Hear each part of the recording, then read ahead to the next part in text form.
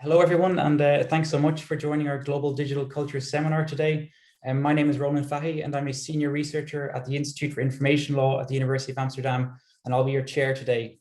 Now, our seminar is on digital platforms and the digitization of expression and surveillance, and we're absolutely delighted to be joined today by three really great speakers. So we have Magdalena Brzezinska from Tilburg University, Dr. Alexandra Kusudari from KU Leuven, and Giovanni De Gregorio from the University of Oxford. Now, before introducing and hearing from our speakers, I just want to quickly say a few words about the project that's behind this seminar. And with my colleagues, Judith Moller of the Department of Communication Science, Rocco Bellanova of the Amsterdam Institute for Social Science Research, and Benji Zabek of the Institute for Information Law. And we're currently undertaking an interdisciplinary project on digital platforms. Now, it's funded by the Global Digital Cultures Initiative here at the University of Amsterdam. And what's really nice is that we've been able to bring together different disciplines of law, communication science, and surveillance studies. Now, we're particularly interested in digital platforms like Facebook, Twitter, and YouTube, and just the incredible amount of power and control they exercise over freedom of expression online. And what we wanted to explore today in today's seminar is how governments are now leveraging the power of platforms to actually impose a new range of restrictions on free expression online. And not only that, but governments are also engaging in increased surveillance online and crucially are seeking more access to user data from online platforms. So basically, we want to focus on this level of platforms by governments to interfere with free expression and also to engage in surveillance and access to user data. So to help us explore these issues, we're absolutely delighted today to be joined by three really great experts who each bring their expertise on privacy and also freedom of expression. Now, what I'll do is I'll introduce each speaker who will then have 12 minutes to give a short talk. And then after we've heard from all of our speakers, we'll then open up the floor for questions and discussion. And of course, if you have any questions during the talks, please do put them in the chat and we can pose them during the Q&A. So our first speaker today is Magdalena Brzezinska, who is a PhD researcher at the Tilburg Institute for Technology, Law and Society. Magdalena's research focuses on privacy, data protection, and cybersecurity.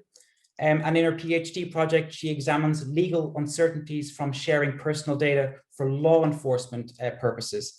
Now, Magdalena has done great work on how platforms have become lucrative sources for governments to gain access to user data and exercise surveillance. So Magdalena will talk to us today about this issue of government access to data and bringing transparency to it. So Magdalena, we're absolutely delighted that you're here today, and I'd just like to invite you to the floor and share your screen. So hello, everyone. Can you hear me? Yes. So good afternoon. It's my great pleasure. Let's try to share my screen.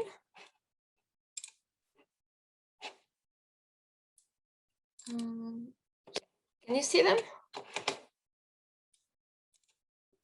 Perfect. So thanks a lot for this very kind introduction. Yeah, indeed, I'm going to talk about not about specifically government access to user data, as I think that was the way how the title was shortened in the agenda of this event. I'm actually going to focus more on the second sentence, which you can see in the headline, namely this towards the more meaningful transparency reports. Why? Because I think that the practices of government access to user data is something which at this point we can basically take for granted. We all know it's happening. What it means, it basically means that their states are almost massively trying to access our users' data for several purposes, including the law enforcement and intelligence kind of purposes. This results in the loss of our control as citizens over this data that has been collected by private companies. This in turn poses several challenges, one of which is the lack of transparency in this new situation that is being created. So we have this kind of a peculiar relationship now between us, the citizens and the users of the digital platforms, these platforms themselves, so private companies, and also the states. So the transparency reports can be one of the means of mitigating, of addressing the problem of the lack of transparency in relation to the government access to user data. So therefore, in this presentation, I would first want to explain to you a bit about the transparency reports, what they are, and then share some thoughts about the role they play in relation to the to governmental access to user data, and finally reflect a bit on this mechanism, whether it can actually contribute to better transparency, as the name of the reports may suggest. This presentation is indeed based on some research done together with Professor Eleni Costa, also here from Tilburg University, already some time ago, but it seems to be still very timely. And from what I have checked in the last couple of days, not much seems to have changed. So if anyone is interested, there is a reprint of the book chapter we published about it available on SSRN. Let me start with the reports. So there is no definition. There is no legal framework governing transparency reports, so there's also no legal definition of the term. But when we just look for them, we find them and we start studying, we see that transparency reports are nothing else but just some statements published by private companies on more or less regular basis. Usually it will be either once or twice a year. These reports show a variety of statistics to different types of requests.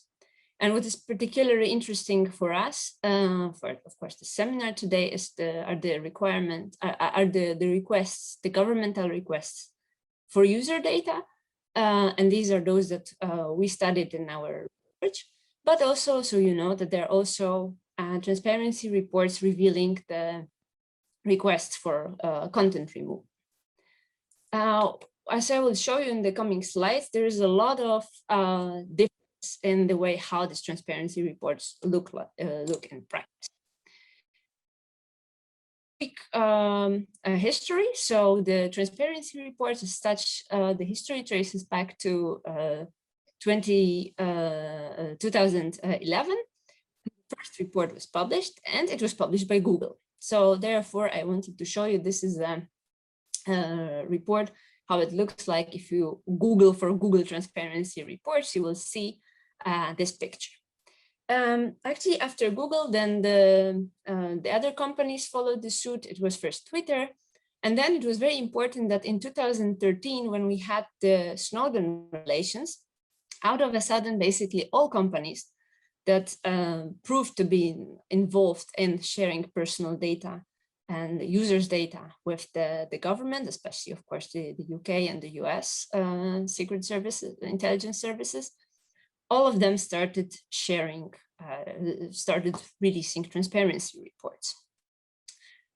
In the slide here, you see these different categories. You see that there are security and privacy related reports, content removal reports, and some additional reports.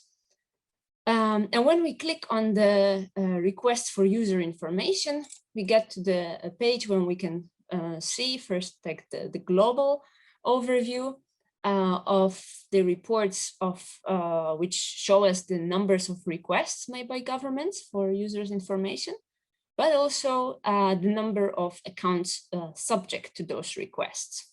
Then if we can narrow down our search, and from global we can choose a country, for example, the Netherlands. We see that there has been nearly 500 requests submitted between January and June 2020. Then we might be interested in what happened with this report. Again, here we see globally the percentage of requests where some information was disclosed. And here in the Netherlands, we see that 82% of cases, to 82% requests, some data has been revealed. One may wonder why, when we saw the report showing the numbers of requests, they were somewhat nuanced. We could see different categories on requests, but here we see the data is kind of aggregated. We only see this 82%. This is another example. This is a transparency report published by Cisco, where this one's regards Germany.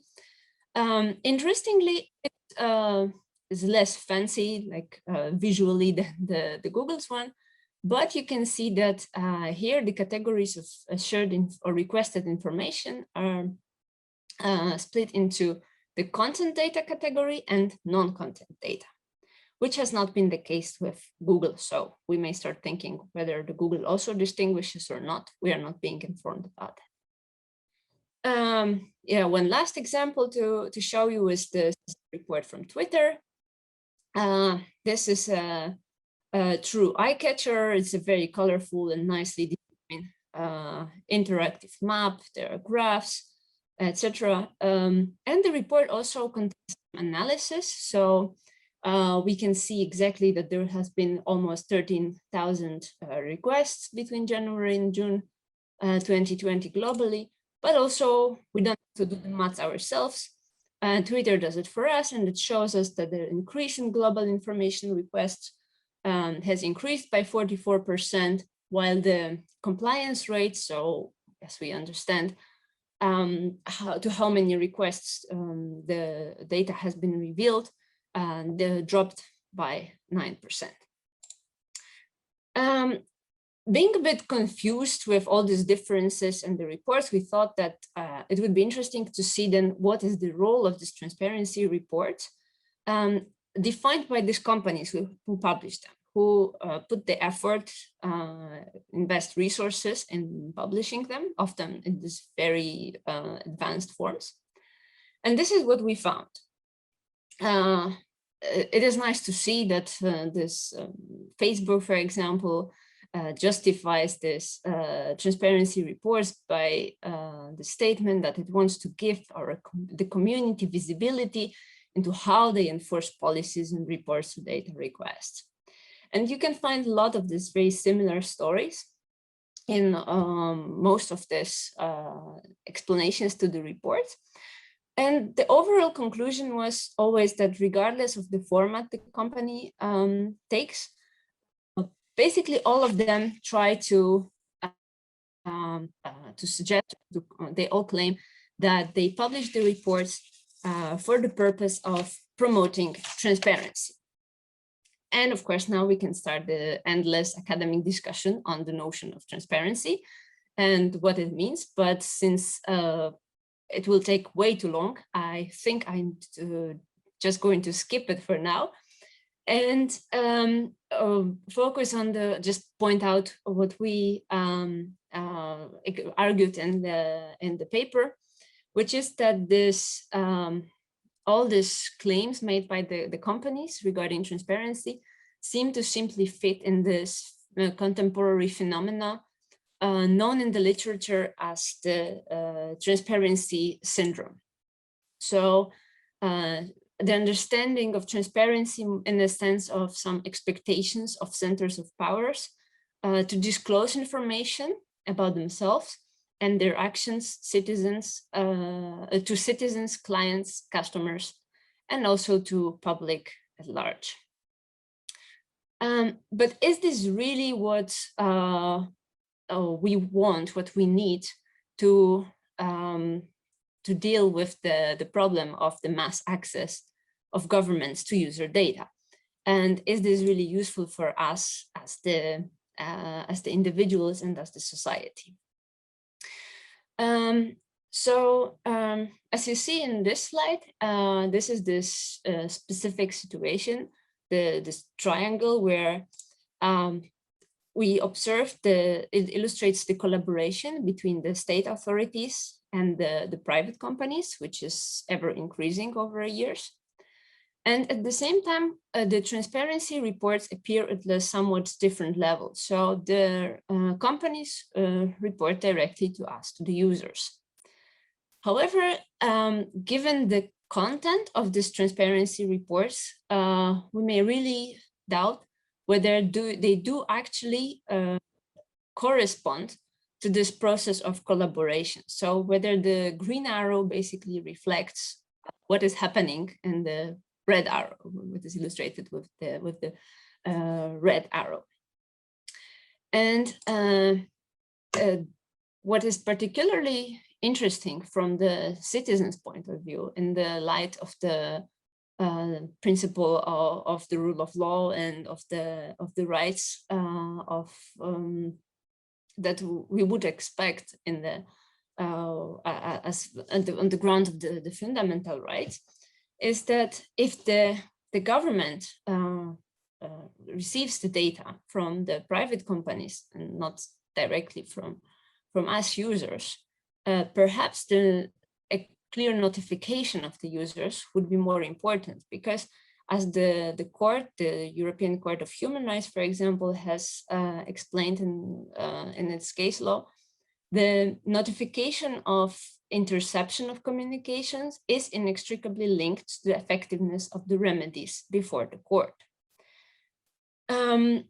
The question is, can the transparency reports be considered a form of this notification?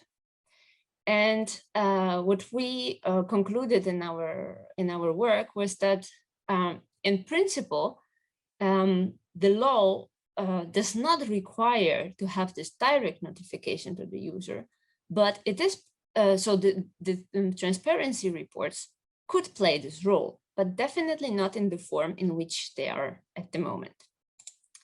So the conclusion is that the companies certainly claim to be committed to providing better transparency, and they try to reposition themselves in this sort of a triangle. However, it seems more to be like the communication trick they use rather than an actual contribution to achieving better transparency and offering us users any insights into what is actually happening, how is the government accessing our data. This extensive information that is provided in the transparency reports is missing some background, is missing more like surrounding information surrounding this governmental requests. And the same, of course, when the data is just being aggregated, then we cannot draw any specific conclusions from these reports, which all together is just creating more of the illusion of transparency than the real transparency. And hence our conclusion was our recommendation was that there's more consistency in reporting needed. So for example, that these categories in which the reports should be broken down should be a bit more coherent to allow better comparability between the reports. But even more importantly, there's really a need for a clear communication of the rules on handling the requests. So the companies should not only inform us about the numbers of the requests received and about the numbers, the aggregated numbers of the requests to which they responded in some way, but they should really provide the users with the meaningful information about how they proceeded this request and on what basis and why. I think, well, that is a possibility if these recommendations would be implemented, which, maybe hypothetically will happen someday in practice. That would in fact contribute possibly to a better transparency and give us as citizens a stronger position in this triangle with the platforms and the government. Thank you. That was great, Magdalena. Really thanks. And that was a great perspective on privacy. And now what we're going to do maybe is to open up the discussion a little bit more to freedom of expression. So our second speaker today is Dr. Alexandra Kusudari, who's a postdoctoral researcher at the Centre for IT and IP Law at KU Leuven. Alexandra works on intermediate liability, content moderation, and freedom of expression. And Alexandra was also recently awarded a grant from the Flemish Research Council to conduct research on online content moderation and the rule of law. So congratulations on that. And Alexandra will talk to us today about her research on freedom of expression in the area or in the era of online gatekeeping. Alexandra, we're delighted you're here today, so the floor is yours. Thank you so much, Roland. Thank you for the nice words and an introduction. And again, I have to say that the proposal for this research was written in Amsterdam, so it's something in your water, I think. What I would like to talk about is how platforms are enlisted by states to control speech or expression of their users. So online platforms are often seen as natural points of control for online content. This is because they have technical possibility to stop certain activities by withholding their support or their cooperation from, let's say, wrongdoers. So they can eliminate access to service or the material, and very often they can identify people behind these activities. So they're able to affect directly and indirectly the behavior of their users. And with such power, they seem to be natural candidates for the role of gatekeepers. So they're controlling the channel and decide what information gets in through the gate. And that's, of course, incredibly attractive for states who have increasingly delegated traditional regulatory and police functions to the platforms. And such a delegated private enforcement constitutes an effective way of fulfilling public policy objectives. And indeed, the platforms fit nicely in the role of internet police. They can act where states have no effective control, because they don't own the infrastructure. So states enlist or co-opt platforms as, let's call it, proxy censors to assist in speech regulation and surveillance. And this approach is an example of what is called sometimes collateral censorship, where the state regulates party A, so in this case platforms, to actually control speaker B, so in this case, the users of the platform. And co-opting private entities to regulate speech of their users allow states to achieve regulatory goals in a discrete manner. It's less visible, it's less obvious than classic state intervention. And measures employed by the platforms often work in the background, so they stay under the radar and avoid being labeled as actual state interference. And this approach conveniently also allows to sidestep certain safeguards that are otherwise applicable in case of direct state interference. And as a result, speech could be suppressed without the protections that are normally granted, or that should normally be granted, when the limitations originate from the state. And in effect, the rules may be enforced in a way that actually interfere with fundamental rights of the users. The availability of a broad variety of infringing and illegal content online has obviously raised concerns among policymakers, and I think all of us actually by now. To address the problem, they appoint private actors to achieve public policy objectives. In most cases, the role of gatekeepers is not assigned to the intermediaries directly, but rather through a more or less subtle provision of incentives. As it was described by Jack Balkin, a combination of carrots and sticks. And such incentives can take a form of government pressure, both formal and informal. Some examples could be, like, let's say, activities of police referral units, which monitor social media and flag supposedly terrorist content to the platform to determine whether it actually constitutes breach of terms of service. But it also could be government criticism, sometimes even expressed off the record in a private setting. I think we had an example of Angela Merkel complaining to Mark Zuckerberg about certain types of content on Facebook in some, friendly chat during some meeting. And such methods of achieving regulatory goals are often referred to as regulation by raised eyebrow, right? Or soft censorship. So you better do something with that, or otherwise we will act. Another form of incentive is a provision of legal immunity in return for assisting the state in speech control. And intermediaries are offered liability exemptions for third-party content, but only under specific conditions. To avoid potential liability, intermediaries must react when they are notified, and then they have to take down or block access to illegal content that they're hosting. And in theory, they don't have to do that. They have no obligation to act. But in a situation when they risk being held liable for their user activity, it's of course not a big surprise that they implement, that they do act and they do respond, and they implement a variety of measures to restrict this kind of speech, contentious speech.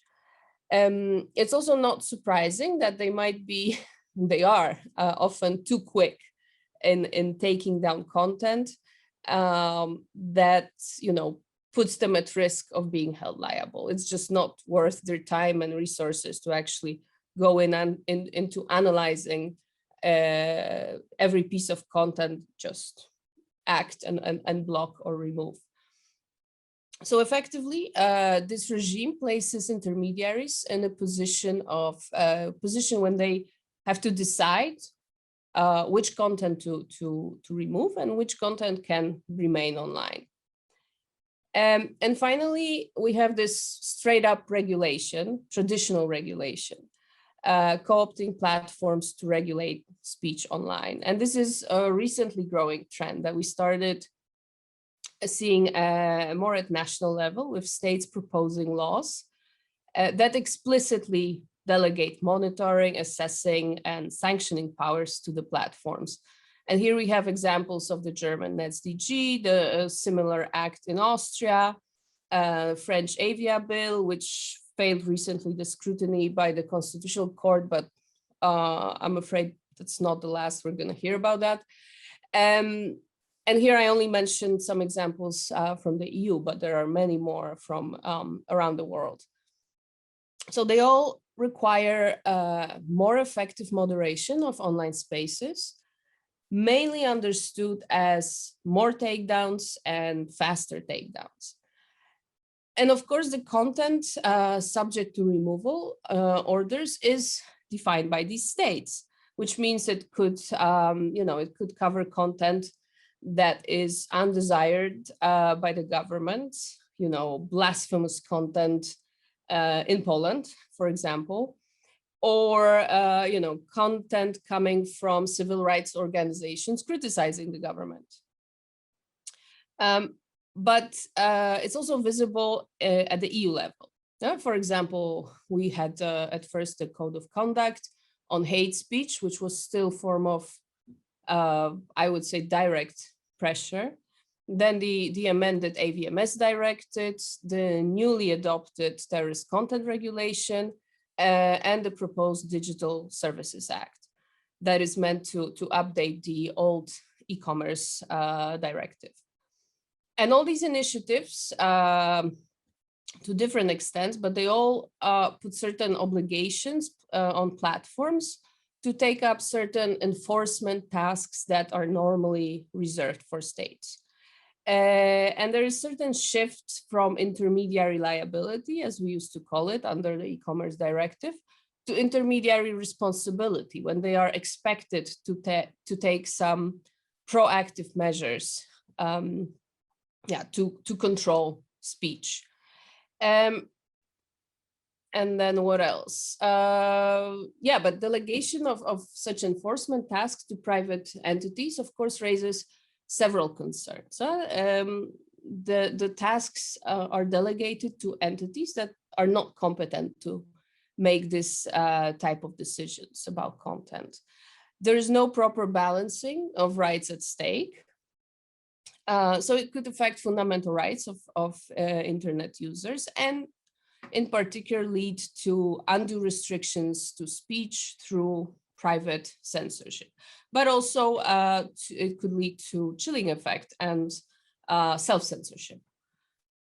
So delegating powers to private entities to police speech is often chosen as an efficient and effective method to tackle illegal content online.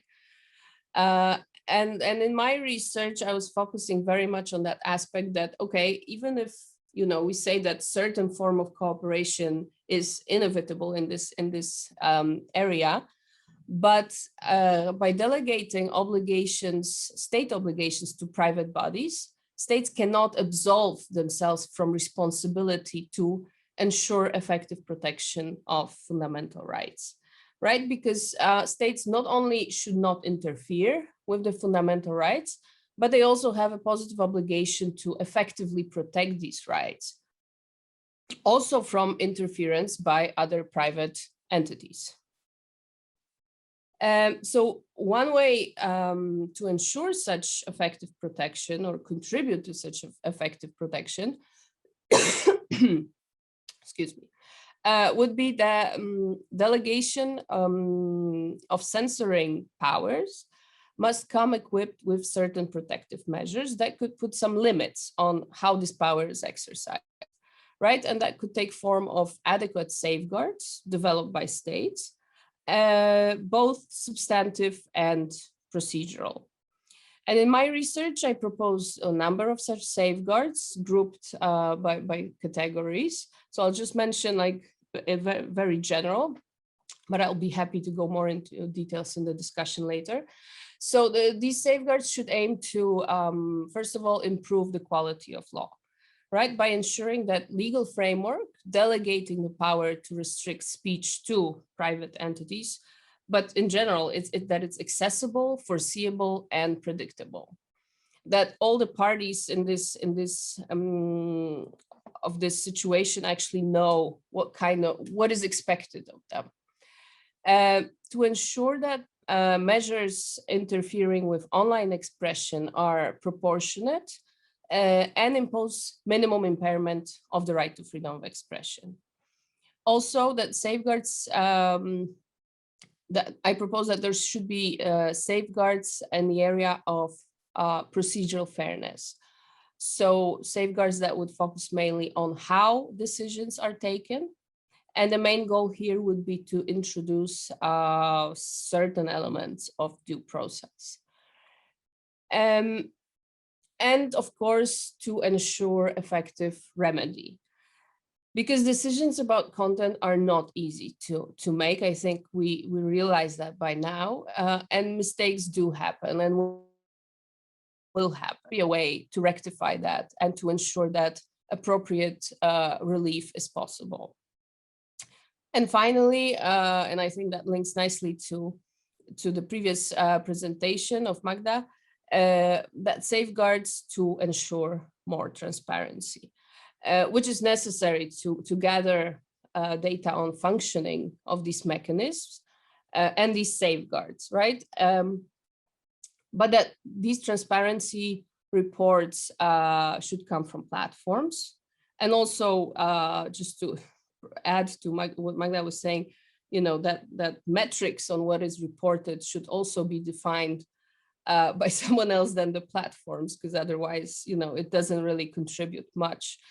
But also they should come from the states, because only having picture from these two sides can provide a comprehensive picture on the trends and patterns in content restriction and effectiveness of these rules, which is necessary for evidence-based policymaking.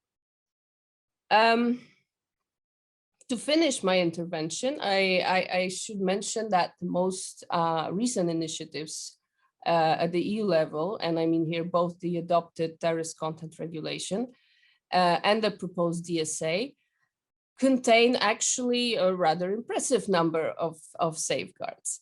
They both talk about respect for fundamental rights.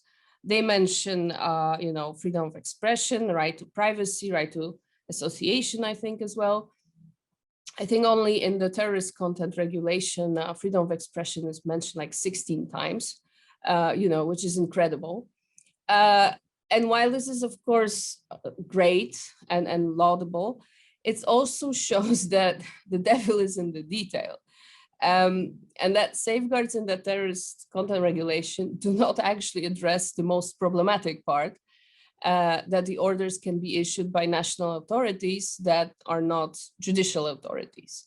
And it shows that, extensive list of safeguards, even if it contributes to let's say, quality of law, but it might not be able to fix all the problem of legislation that allows for disproportionate interference with fundamental rights.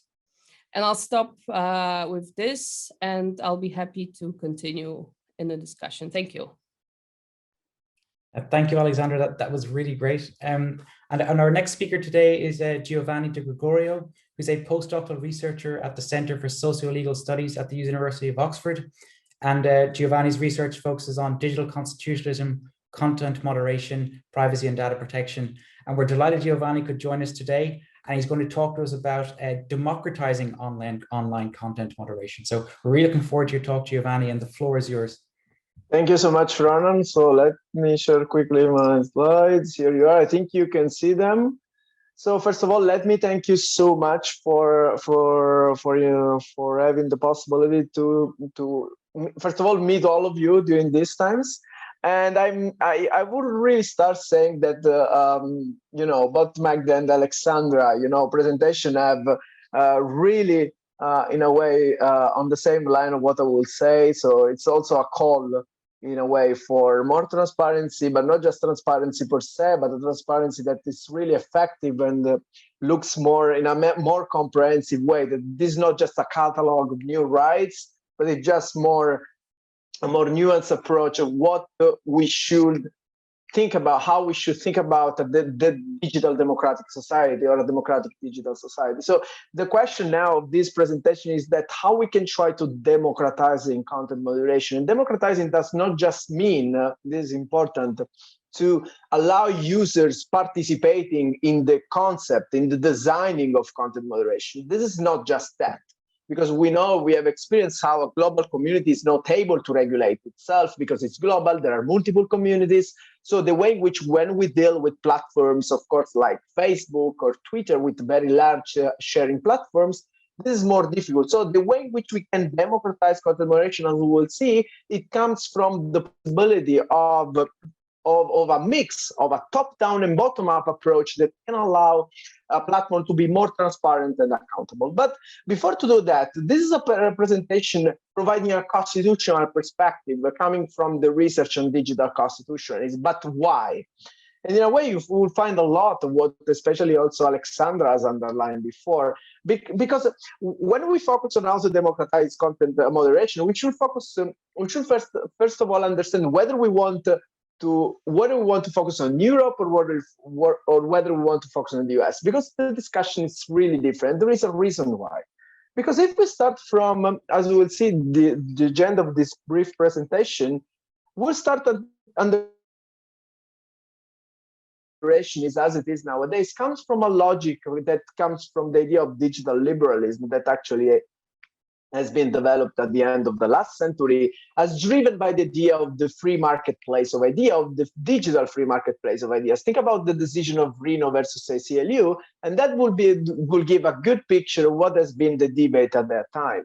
But then from this free marketplace of idea, we move to the logic of moderation. So the idea of how information flows online and what are the rules governing this logic at the intersection between regulation and private ordering.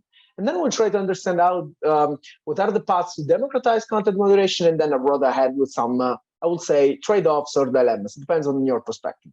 First of all, so the free marketplace of ideas. So let's imagine that how content moderation has been conceived. Think about the lack of safeguards, even in the Commerce Directive or in the Communication Decency Act. Also, it's very rooted in a way that to leave, of course, the private sector also free to regulate itself.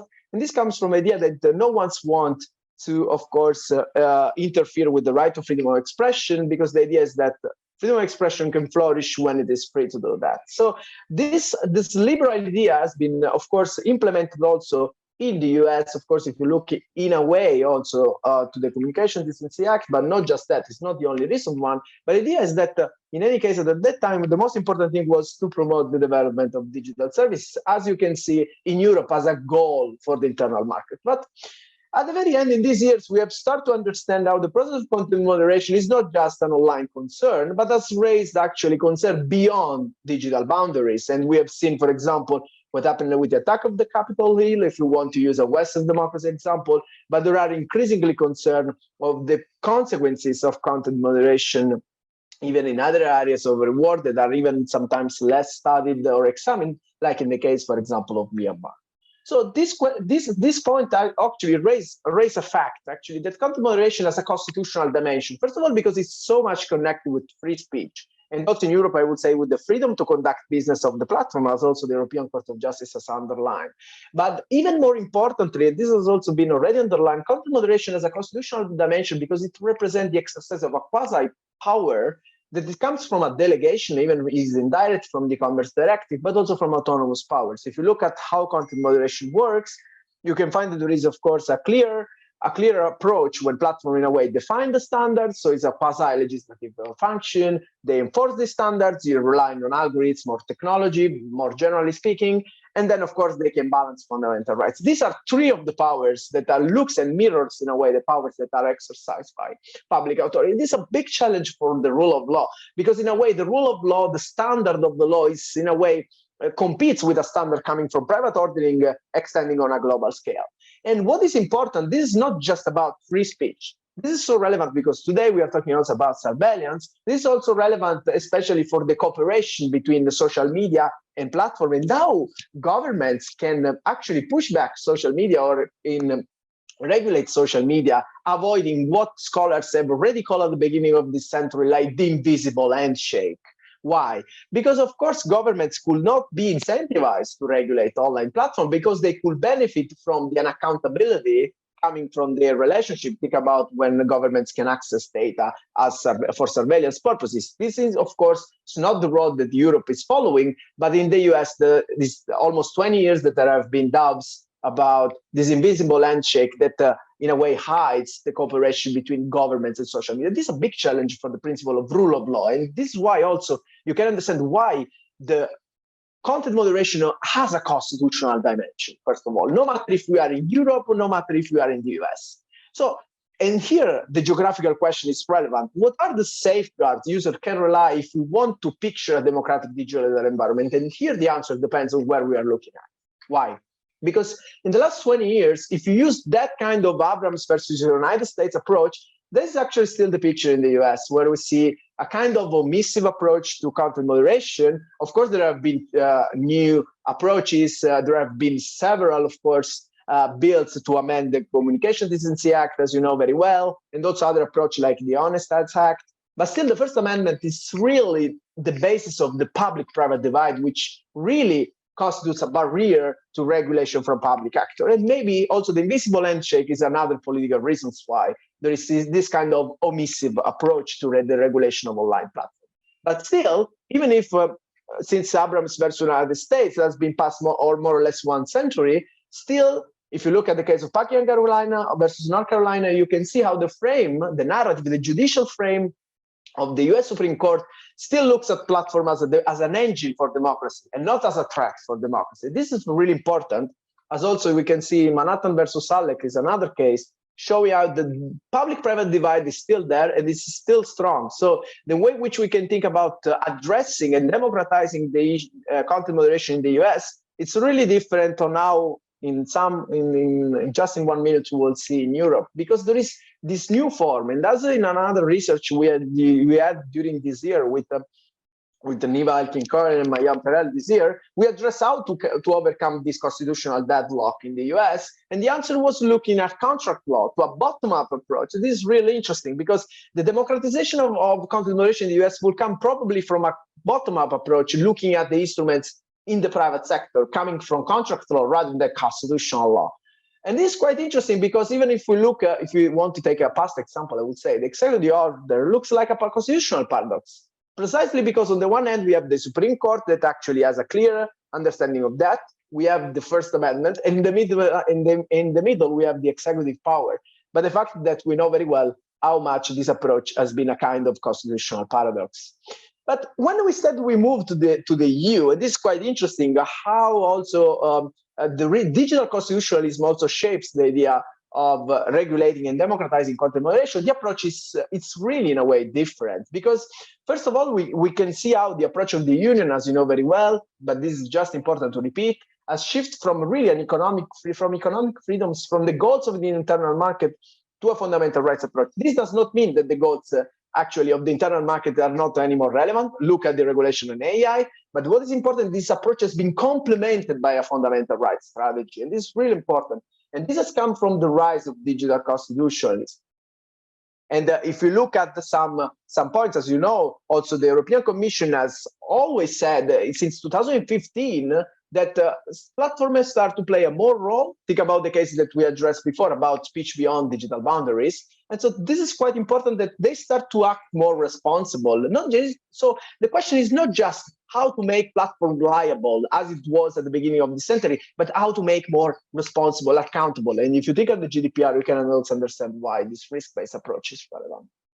And so the question is that when we look at how democratized content moderation in Europe, of course, we see that the operator of Europe has tried to merge, different kind of pieces from hard to soft regulation, even if now probably the Digital Services Act will provide an horizontal approach to this issue. But still, we have a comprehensive approach that also Alexandra underlined of different remedies, safeguards, that is not entirely clear how much these safeguards always will coordinate each other, what kind of remedies effectively user will rely on in this framework. But what is important is that we are complementing in Europe the negative dimension of freedom of expression, the one in Abrams versus United States, with a positive dimension. And I would like to mention an article also from Alexander, is the power of positive thinking, if I'm well, because that is the point actually that we are seeing in the rise of digital constitution. And it's actually the shift from complementing the negative dimension of free speech with a positive dimension that is nothing else to rethink about how we can ensure also information quality and pluralism online. So all the debate about algorithmic diversity in content moderation also come from this aspect, from the shift from the negative side, so from freedom to a picture of freedom of expression as a right coming from users. So, and this of course raise a positive obligation for states. And this, of course, comes also through the procedural safeguards we are looking at when, of course, we look at the new goals of the European Union in shaping the digital future of the Union. And we are also assisting an increasingly convergence between content and data. If you think there's an increasing convergence between the idea of procedural safeguards, but also the idea of due process and the administrativization, what we can call like that with a neologism, of content moderation. But I have a last footnote before to close, because we should not be just think about that the issue of online speech and content moderation is just a matter of private actors and the power of big tech giants. Because if you look outside Europe and the US, we can see how the issue of content moderation also raises a lot of questions, also concerning the issue, also concerning governmental policies and internet shutdowns, because this is a big problem showing how also content moderation produces effects not only in the relationship of powers between the platform and users, but also in the relationship between states and platforms. So this, again, is very relevant for surveillance. And so the road ahead, these are just some provocation for the debate. There's plenty of you to answer this question. We still deal with the question between hard regulation and self-regulation, between accountability and liability, and between fundamental rights and innovation. Very old trade-off, but still very relevant for our discussion. Thank you so much. It has been a pleasure, and I will look forward to hearing your question. Thanks. Thank you so much, Giovanni, and thank you to all our speakers. I'd just like to open up the floor now for questions. So if anybody has a question, please use the raise hand function, and just say who you are and where you're based. So would anybody like to start off with some questions? Sarah, I see your hand.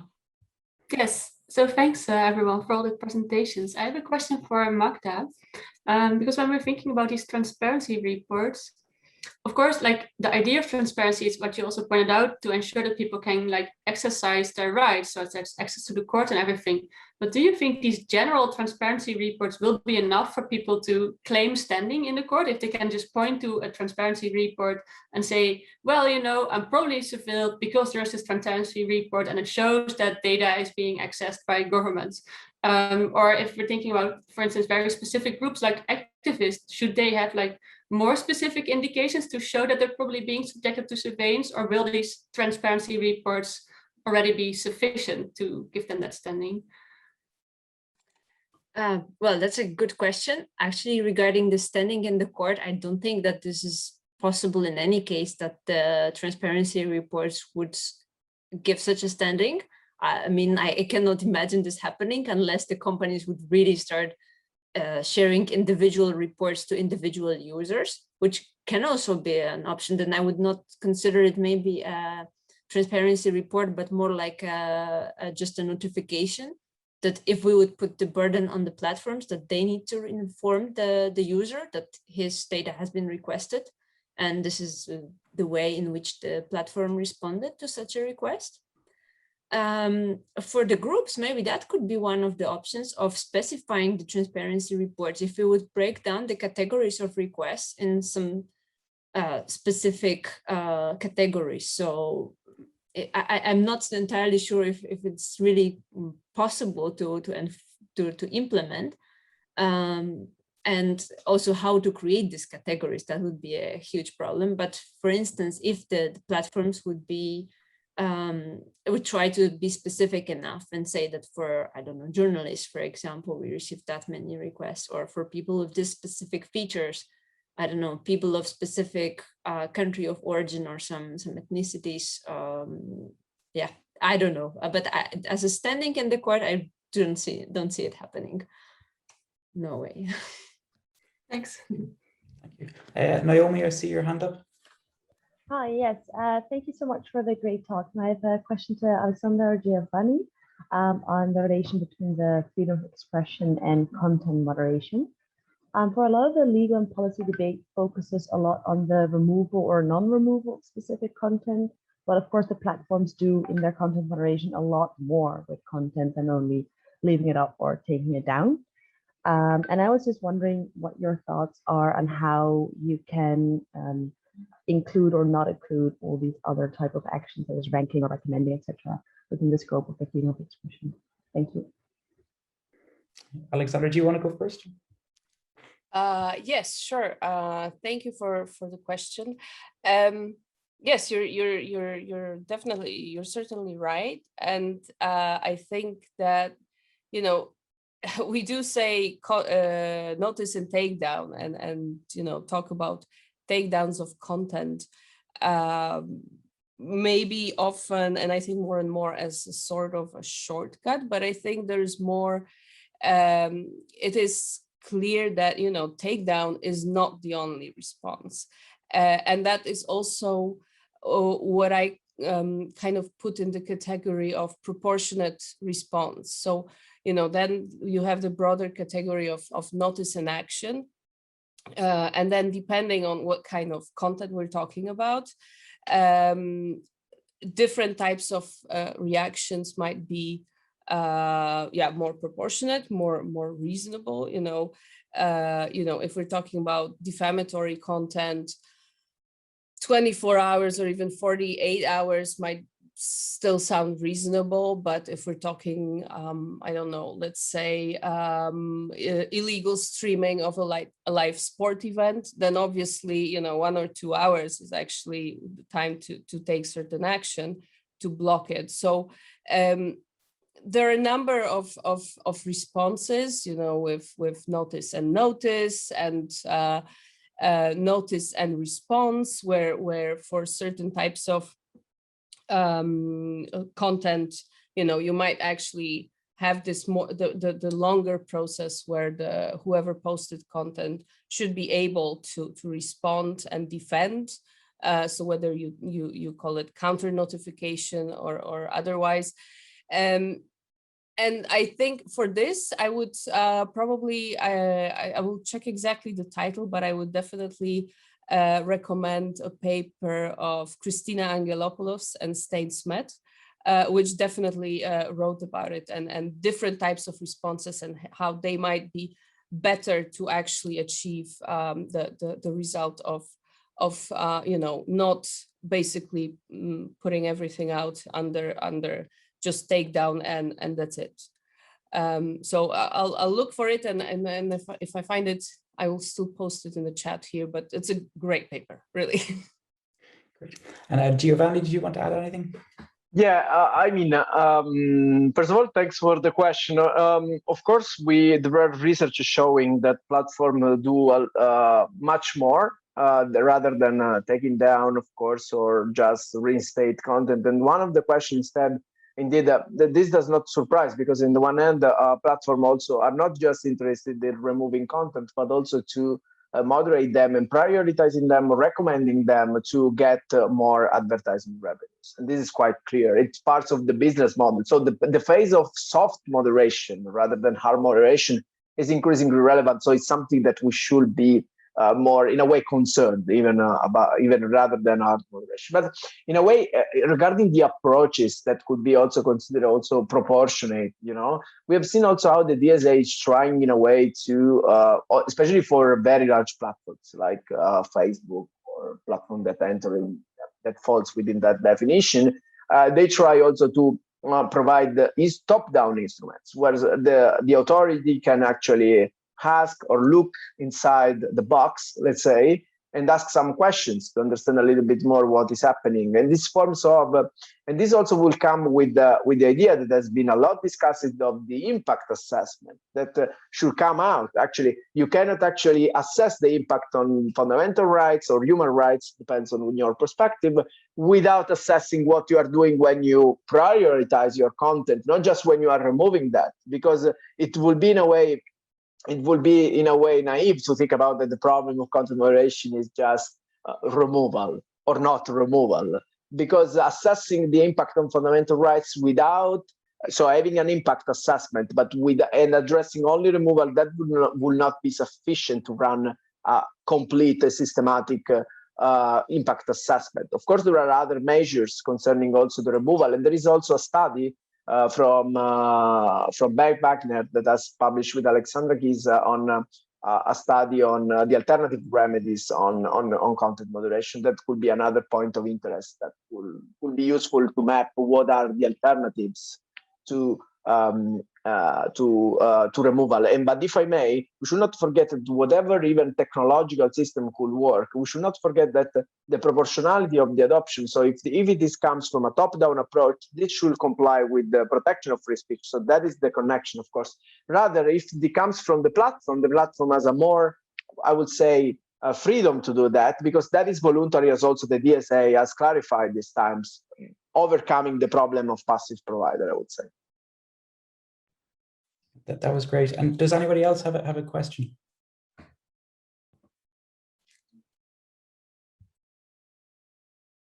Okay, I just had one question myself, just in terms of how it's related to the democratization of content moderation, that we see platforms are now stepping in themselves with Facebook's oversight board. And I just wanted to maybe get your thoughts on how you think it's functioning, because I read the Trump decision and they're trying to apply human rights law in those opinions. I'm just wondering what you think of this development, and is it something that maybe is going to happen here under the DSA in terms of companies being required to apply human rights law? I do not want to start because it's too much, this question. No, really, anyone? But you just wrote about it, no? I know, no, yes. So I know, I can share with you, I wrote a comment on the Verfassung on that. So, but this is not just about Trump. This is more about what we expect from the board in terms of in terms of, first of all, the accountability that could provide, that it could increase that kind of transparency. There are a lot of issues concerning whether this board is independent or not, of course, and is whether it's also legitimate to take down content or apply even human rights standards. The question is that, in my opinion, from what I have understood, just reading and, of course, the cases and also the other research on that, it, of course, is not entirely clear what is the role of the board. Whether it is a human rights, let's say, like a kind of board that review the Facebook decision under human rights, or if it is a more, I would say, nuanced process of institutionalization that lets Facebook and increase the legitimation of Facebook in this field. So, because there is a kind of, in a way, on the one hand, it seems, okay, we have more transparency because we have more information shared about the logic. But we have also seen how Facebook also refused to answer some questions, barring itself be said, no, that is procedural stuff. So this does not concern the assessment of the case. And this, in a way, is a kind of protecting itself from accountability, even if the board exists because Facebook wants more accountability. So this is the kind of constitutional paradox in the Facebook Oversight Board. And this is why we try to stress that there is a kind of fog in which the Oversight Board is working. But of course, what we can say of good, there's a good thing coming from the board, is that we have an increasingly more nuanced approach, once again, to the issue of content moderation, and a more proportional approach that does not look just at the First Amendment doctrine, but also move to a more European standard. And that would be a very good and positive step, I would say. That's great. And maybe if I could just give the final question to Rocco. Yes, thank you very much. Thank you to all the speakers. I have two questions focusing on the private companies, because ultimately we all tend to speak about platforms and we boil down to Facebook, Google, Twitter, Microsoft, and few others. But what about all the rest? And I'm thinking about the assessment from Europol and the Fundamental Rights Agency, that I think that probably more than half of the referral requests from the internal referral units go to small companies that probably have no means of constitutionalization, and so, or to constitutionalize themselves the way you're describing. So what happens? What kind of forms of constitutionalization we are seeing there? Is kind of a private to private, like a diffusion of constitutional norms from bigger players to smaller players? And second kind of question is about like also private to private relations, but I'm thinking about the Global Internet Forum on Counterterrorism, where it's private companies speaking to private companies, trying to establish kind of international, but actually inter-platform rules rather than international, for analogy, and that the government are trying to kick in, like, but are the like are the ones that are invited rather than the engines. So like, what forms of constitutionalization, of internationalization are you seeing there? So like, what happens when we take them seriously and we try to see what happens with the smaller companies and among the bigger companies? Thank you, Rocco, for that. If I could maybe just invite the speakers maybe just to give a quick reaction, and then we'll close up in a minute or two, if that's okay. Magdalena, did you want to answer on that? Yeah, I'm not sure to what extent Rocco's question regards the more the topic of my presentation, but if I would tie it in with what I was talking about, I mean, we also looked at some smaller companies in our work, and some of them also, some startups, small companies, they also try to produce some transparency reports.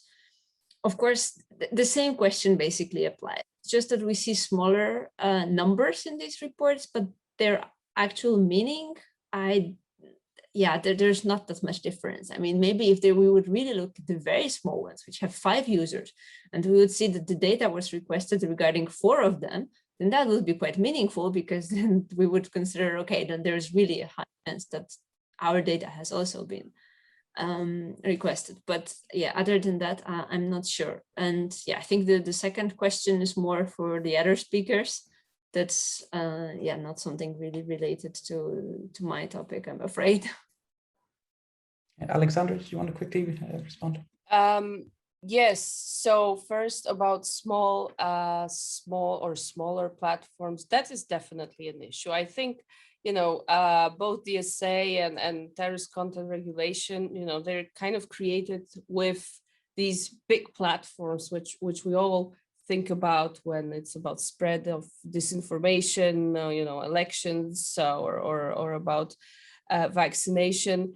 And I think that that's also what policymakers are kind of tend to look at the whole environment through this lens of Twitter, Facebook, YouTube, and everybody else.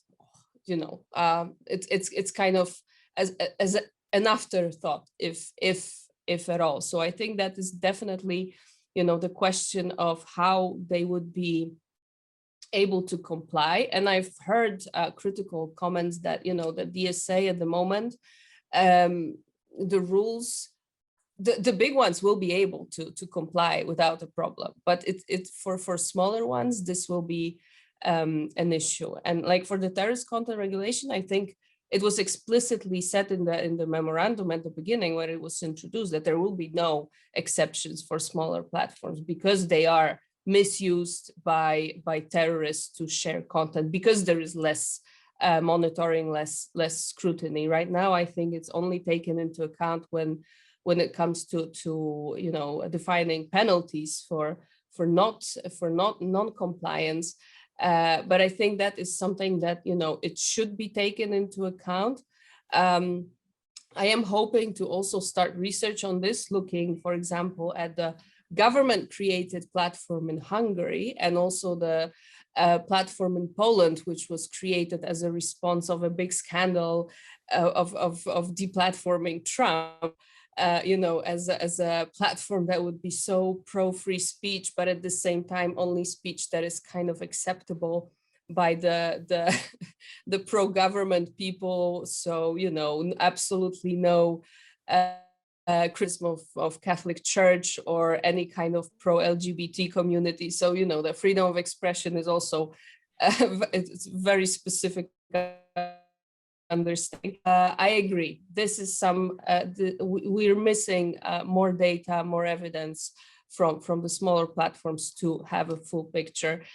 On the GIF CT, I think here I would say transparency again is another issue, right? Because whatever is classified as terrorist content there, we don't know, and there's no way of verifying it. And if there is a mistake, what do you do then? So. And it seems to me that all these problems that we're talking here and all these initiatives that are now discussing, like transparency is a theme that keeps coming back. And I think, I think I agree with what was said earlier, that it's not just transparency to have this wonderful banner and applaud each other, but it actually has to contain meaningful information that would contribute to learning more on whether it's on how GIF-CT actually works and how it classifies information, or whether how small platforms are doing content moderation. So this is all. And I think in the US, all the discussions about possibly reforming Section 230, there's also the element of transparency keeps coming back. So I think that will be something that we'll be hearing about more. Yeah. Thank you. Great.